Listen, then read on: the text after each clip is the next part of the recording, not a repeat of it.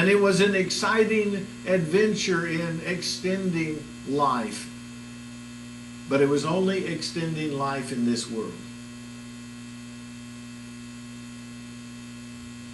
The heart that beats within us, the physical heart, has got to be supple and be able to expand and contract.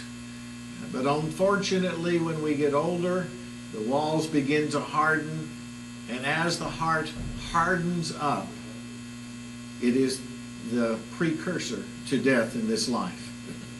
It's the same way spiritually, that when our love fails for God, spiritually, we need a heart transplant. Because if our heart is hard towards God, then we're not living.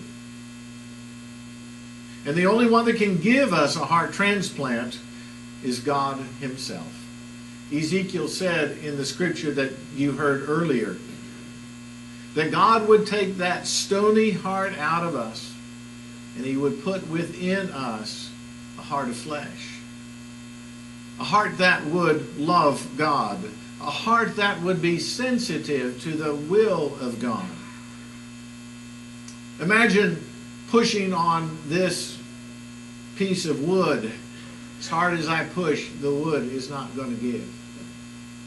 And when there is a stony heart within us, it does not matter how hard God pushes on that heart is not going to give.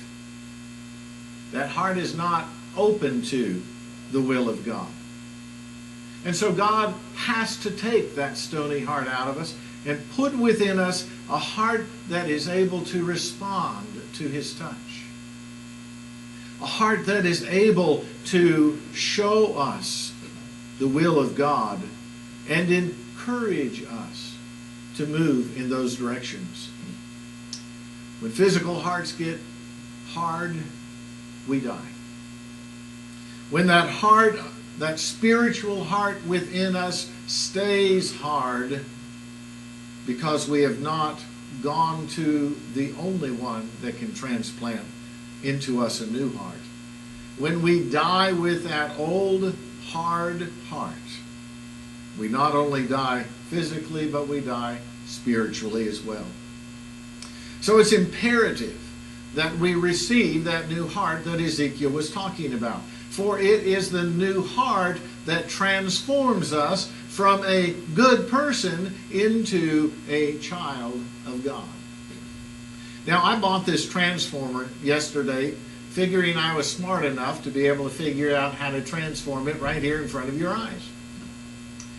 And I worked on it. And I'm leaving it this way. Because you do not want to spend all the time it will take me to transform this into the new creation. But believe me, this car does transform. And if you want to come up afterwards and play with it and practice on it, I give you permission to come and do that.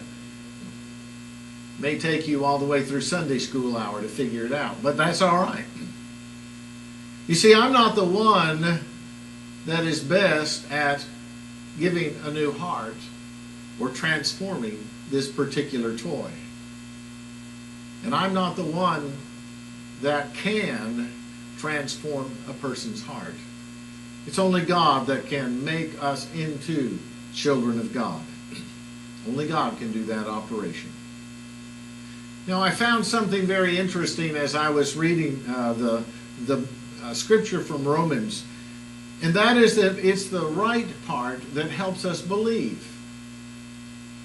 We've got to have the right part placed within us so that we can believe. People search for God intellectually all the time, but they cannot fathom God with the mind, and so they just don't believe. The problem is we search for proof, but the proof that we want is to show us that what we already believe is true. Hear me again on that one. This is human nature. We all do it. We search for truth or proof that what we believe is true. What we should be searching for instead is truth that will shape our lives. But we don't want truth to shape our beliefs. We want proof that says what I already believe is okay. You see, a lot of congregations believe preachers are okay if they only confirm what the congregation already knows.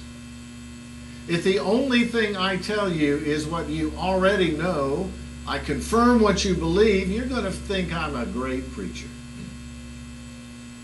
Unfortunately, I can't do that. Number one, there's too many of you in the room and you don't believe the same thing. But number two, my calling from God is not to scratch itchy ears, as the scriptures call it, but to challenge our beliefs with the truth of God that's found in the scripture.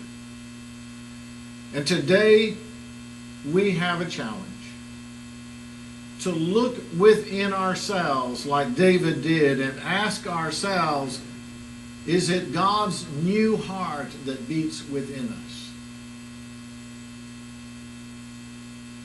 Sometimes people, when I give messages like this, want to say to me, don't confuse me with the facts. I just want to believe what I believe. Well, what I found interesting in this is that it is the heart that believes, not the mind. Put that up on the screen right there. Belief is a matter of the heart, not the mind. You see, we cannot believe with that old stony heart that is within us. But when we seek God, and because of His grace, ask for that new heart, when the new heart of God is placed within us, then we believe, not before. Our intellect will never come to the place to believe all that God says that we need to believe. You see, it's that new heart that God places within us that knows, beyond a shadow of a doubt, that we are now children of God. That heart knows that the transformation has taken place. But the mind alone will never know that. So I want to encourage us at this time. It's not a matter of law. It's not a matter of saying who is and who isn't. It's simply a matter individually of looking within ourselves and asking ourselves, do I have the assurance, not up here, not in the mind, but do I have the assurance within my heart that God has transformed me into a child of God? We will never be able to reach the full potential that God has for us until we ask and receive that new heart from the great physician.